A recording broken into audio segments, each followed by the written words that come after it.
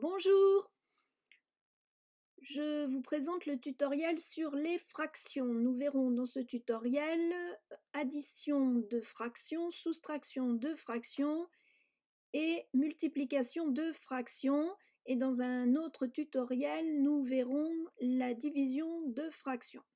Alors, propriété, pour additionner ou soustraire deux fractions ayant le même dénominateur, on additionne ou on soustrait les numérateurs et on garde le même dénominateur. Alors j'explique. Ici, on additionne deux fractions. Ces fractions, A sur C et B sur C, elles ont le même dénominateur. Ici, CC. Alors un rappel, ce qui est en haut, au-dessus du trait de fraction, s'appelle le numérateur, et ce qui est en bas du trait de fraction s'appelle le dénominateur. Donc quand on additionne deux fractions qui ont le même dénominateur, il suffit d'additionner les numérateurs. Donc ici on fera A plus B et on gardera le même dénominateur, c'est-à-dire C. Ce qui est valable pour l'addition ici est également valable pour la soustraction. Ici on soustrait deux fractions qui ont le même dénominateur, donc ce qui est au-dessous du trait de fraction. Ici, dans notre exemple, c'est C. C'est très simple, il suffit de soustraire les numérateurs entre eux. Donc on fera A moins B et on garde le même dénominateur, c'est-à-dire C. Alors on va voir dans l'exemple, c'est très simple. On additionne ici deux fractions qui ont le même dénominateur, 7. Il suffit donc d'additionner les numérateurs et on garde le dénominateur. Donc j'additionne 1 plus 3, je trouve 4. Et le dénominateur c'est 7, donc je trouve 4 septièmes. Ici, soustraction de deux fractions. On soustrait les numérateurs, donc on fait 9 moins 3, 6. On garde le dénominateur 5, donc 6 cinquièmes. Donc ici, on était dans le cas où les dénominateurs étaient les mêmes. Ici, on avait 7 et là aussi 7. Là, on avait 5 et ici, on avait également 5. Alors, on se pose la question, mais si les fractions n'ont pas le même dénominateur, eh bien, qu'est-ce qu'il faut faire? Il faut les réduire au même dénominateur. Un exemple. 6 dixièmes plus 2 cinquièmes. Donc, on additionne deux fractions. La première fraction, 6 dixièmes, son dénominateur c'est 10. La deuxième fraction, 2 cinquièmes, son dénominateur c'est 5. Donc on voit que la première a comme dénominateur 10 alors que la deuxième a comme dénominateur 5. Donc on n'a pas le même dénominateur, donc on doit réduire au même dénominateur. C'est-à-dire que la deuxième fraction, au lieu de l'écrire sur 5, eh bien on va l'écrire sur 10. Comme ça on voit bien que les deux, on a les deux mêmes dénominateurs, 10 et 10. Sauf que ici, c'était sur 5 et on veut sur 10. Donc pour passer de 5 à 10, qu'est-ce qu'on a fait? On a multiplié par 2. 5 fois 2, ça fait bien 10. Si je le fais en bas, je suis obligée de le faire en haut. Donc je dois multiplier par 2 le numérateur. 2 fois 2, 4. Et là, je me retrouve avec deux fractions qui ont maintenant le même dénominateur, qui est 10. Donc, il suffit d'additionner les numérateurs. 6 et 4, donc 10. 10 divisé par 10, et on n'oublie pas ici de simplifier, parce que 10 divisé par 10, ça fait 1. Un exemple avec une soustraction de deux fractions qui n'ont pas le même dénominateur. La première, son dénominateur c'est 9, la deuxième, son dénominateur c'est 3. Donc, on va écrire ces fractions avec le dénominateur 9. Donc, le 3 qui est là, si on doit le transformer en 9, on doit le multiplier par 3. 3 fois 3, ça fait bien 9. Mais si je multiplie ici par 3, je suis obligée de faire la même chose en haut. Au numérateur, j'avais 2. Donc, si je multiplie par 3, 2 fois 3, je trouve 6. Et on se retrouve dans un cas de figure où on a deux fractions qui ont le même dénominateur. Donc, maintenant, c'est 9. Il suffit de soustraire les numérateurs. Donc, je fais 8 moins 6, ce qui fait 2. Et en bas, je garde le dénominateur commun 9. Donc, j'arrive à trouver 2 neuvièmes. On va voir un exercice.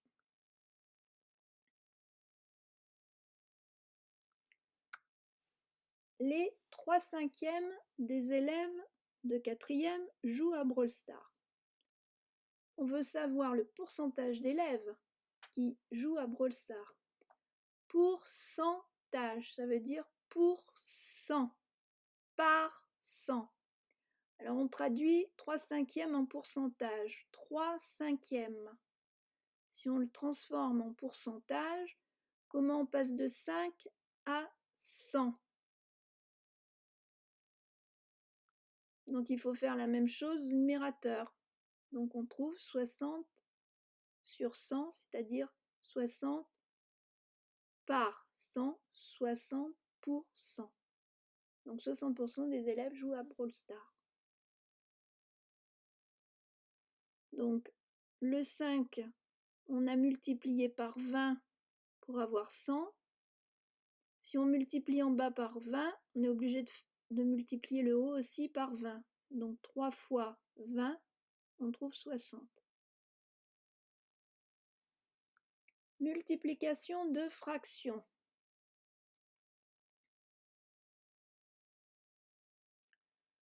Pour multiplier deux fractions, on multiplie les numérateurs entre eux et les dénominateurs entre eux. Donc là, on n'est pas dans le cas où on doit dissocier, soit les fractions ont le même dénominateur, soit elles ont des dénominateurs différents. Peu importe, ici, quand on fait une multiplication de fractions, il suffit simplement de multiplier les numérateurs entre eux et les dénominateurs entre eux. Ce qui se traduit par je multiplie A fois B et je fais la même chose pour les dénominateurs. C fois D. Alors un exemple. Là, j'ai une multiplication de deux fractions. Il suffit de multiplier les numérateurs entre eux. Donc je fais 2 fois 5, donc 10. Et je fais pareil en bas, 7 fois 3, 21. Un autre exemple, je multiplie les numérateurs entre eux, donc 4 avec 3, ça fait 4 fois 3, je trouve 12. Et je multiplie les dénominateurs entre eux, 9 fois 2, 18. Mais on voit que en faisant comme ça, ce qui est juste, il faut surtout pas oublier de simplifier à la fin. Mais si on le faisait dès le début, on aurait des calculs un petit peu moins longs. Donc, ici, on a 4 fois 3 et ici, on a 9 fois 2. Mais 9, c'est aussi 3 fois 3. Donc, je décompose le dénominateur. Au lieu de l'écrire 9 fois 2, au lieu de l'écrire 18, je dis que c'est 3 fois 3 pour 9 fois 2. Et en haut, 4, je vais l'écrire 2 fois 2. Et là, on voit que en haut, on a un 3. En bas on a également un 3. Donc, les 3 vont simplifier. En haut, on a aussi un 2 et en bas, on a aussi un 2. On les simplifie, ce qui fait qu'il reste en haut, il reste ce 2 et en bas, il reste un 3, donc 2 tiers. Sinon, on aurait marqué 12 sur 18, mais il faut simplifier au maximum et 12 sur 18, ça fait bien 2 tiers. Un autre exemple, j'ai une multiplication, j'ai une fraction, et là, j'ai pas de fraction. Donc, je vais dire que 3, c'est 3 divisé par 1. J'ai le droit de dire que 3, c'est 3 divisé par 1. Et ça me sert à avoir finalement deux fractions. Donc, il suffit que je multiplie les numérateurs. Donc, je vais faire 6 fois 3. Je multiplie les dénominateurs. Je fais 5 fois 1. 6 fois 3, 18. 5 fois 1, 5. Donc, 18 cinquièmes. Pareil, dans cet exemple, j'ai 4. Donc, je vais dire que c'est 4 divisé par 1. Donc, je multiplie les numérateurs entre eux. 4 fois 7, ce qui fait 28.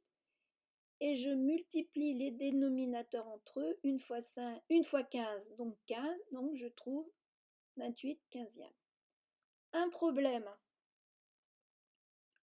Alors, ce problème, on va l'aborder de deux façons différentes. C'est-à-dire, on va l'aborder dans un premier temps avec sous cette forme, et après on va l'aborder en calculant. Alors le problème est le suivant. Clorès et Lucille ont mangé 5/8 du gâteau. Fritzi à la belle étoile a mangé les 2/3 du reste. Et on demande quelle fraction du gâteau a mangé Fritzi à la belle étoile.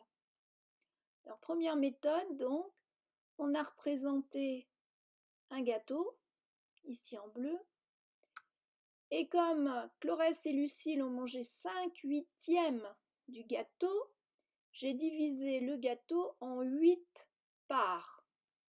Quand on les compte, je commence ici, 1, 2, 3, 4, 5, 6, 7, 8. Donc, mon gâteau a été divisé en 8 parts. Clorès et Lucille en ont mangé 5/8. Donc, une part, 2, 3, 4, 5. Voilà, ça s'arrête là, 5. Donc, on commence de là. Et elles ont mangé tout ça. Combien il reste de parts? Eh bien, on voit qu'il en reste 3. 1, 2, 3. Fritzi à la belle étoile a mangé les 2/3 du reste. Donc, ce qui reste justement, ici, il reste 3 parts. Elle en a mangé les 2/3, c'est-à-dire elle en a mangé 2 sur 3. Donc, elle a mangé ça. Qu'est-ce que ça représente, ça? Par rapport au gâteau dans son ensemble, ben, ça représente un quart du gâteau. Alors, on va voir ça par le calcul. Alors, un élève qui résout ce problème en dessinant le gâteau, en le coupant en 8 parts, etc., c'est un raisonnement qui est tout à fait juste et que le professeur va accepter. Vous avez également le cas de figure où un autre élève va raisonner différemment et va utiliser les fractions. Alors, c'est ce qu'on va voir maintenant. Le gâteau tout entier correspond à la fraction 8/8, c'est-à-dire 8 divisé par 8, c'est 1, c'est le gâteau tout entier.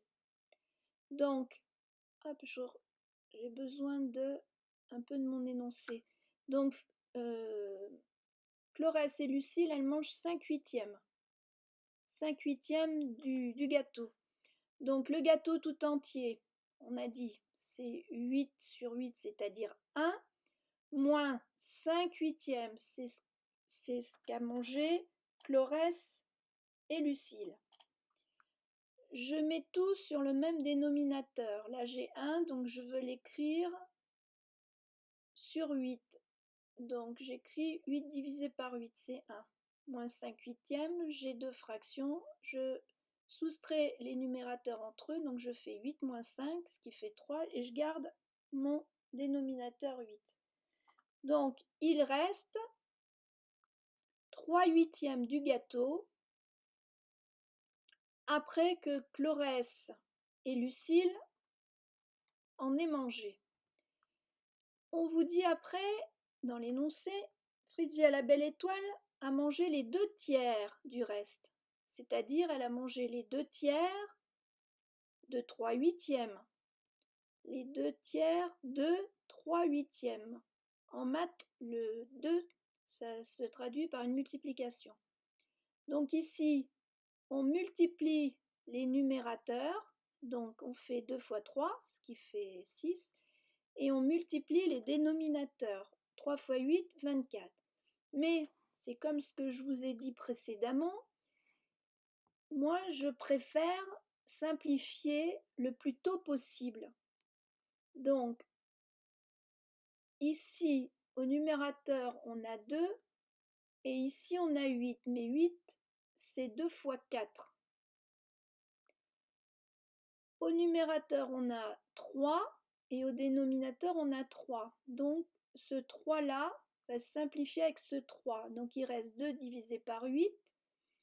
Et on dit que 8 c'est 2 fois 4, donc les deux vont se simplifier. 2 divisé par 8 c'est pareil que 1/4. Fritzi à la belle étoile a donc mangé, j'ai pas mis, a donc mangé donc 1/4 du gâteau.